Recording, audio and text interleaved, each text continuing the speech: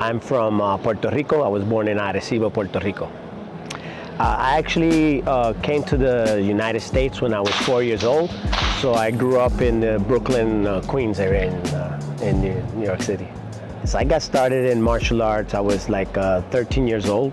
It was actually like a birthday present from my mom, recommended by like a cousin of mine because I was very active in the house, and he was like, you should put him into something, you know, where he can release all this energy, and he suggested martial arts. So I started when I was 13, and it was Filipino martial arts, but not by choice.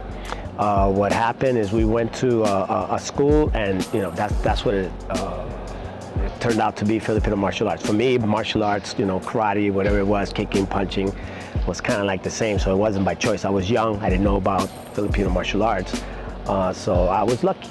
I started with the Sayoc family. My instructor personally was Pamanatuhon Christopher C. Sayoc. We started in it was Jamaica, Queens, at the school there.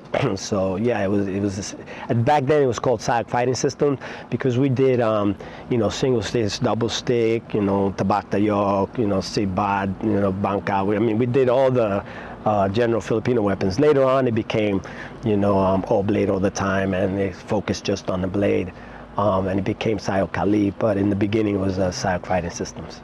When I first started training, you know, like I looked at it, it was, you know, stick, and I was like I want to, you know, I want to do hands. I want to use my hands and feet. I told my instructor, and he was like, oh, okay, so, you know, Chris told me to go with that group, and we started doing footwork and hand stuff. And then I, you know, as the week passes by, I see, you know, the guys doing really cool stick stuff, and so I go back to him and I said, yeah, you know, I think I do want to go do the sticks. And then so he goes like, yeah, go back to that group. So that's when I knew that you never really ask the instructor or tell them what you want. You just accept what they give, you know, and you learn. So from that point on, I never said I want this or I want that. You know, whatever they taught, whatever we were working on, I just focused and tried to be the best at it.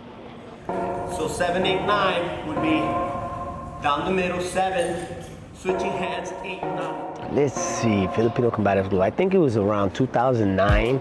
Actually, that's when we came public with it. Before that,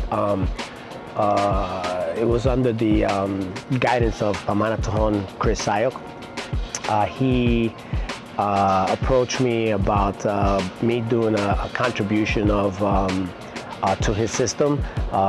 Since I was a tuhon in his family system, they were revamping the Sayoc fighting systems, and so he had asked me to contribute from my training and knowledge. And so I started working on curriculum and working on templates and so on, you know, based on my fighting skill and experience. So it was about 2009 when that started, when we actually brought it out. I wouldn't say that is different. I would say that maybe just our approach. We try to focus on application, simplicity, making it you know, friendly for like you know, beginners.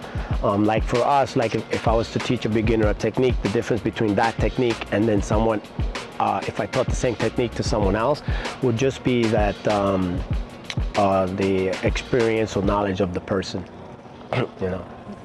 Yeah, I was crying. I was a baby. It's very emotional because it was something I wasn't expecting. You know, it was like, wow, I'm in the Philippines. I've trained my whole life in Filipino martial arts.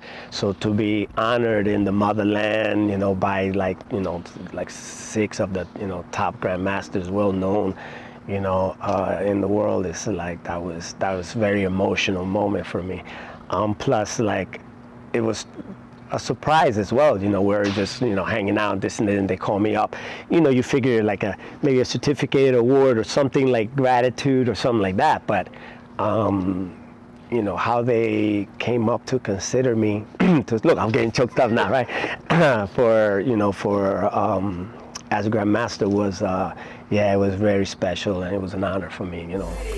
1, 3, 2, ready, 1, 2, 3. I would like to say thank you very much for the opportunity for this interview.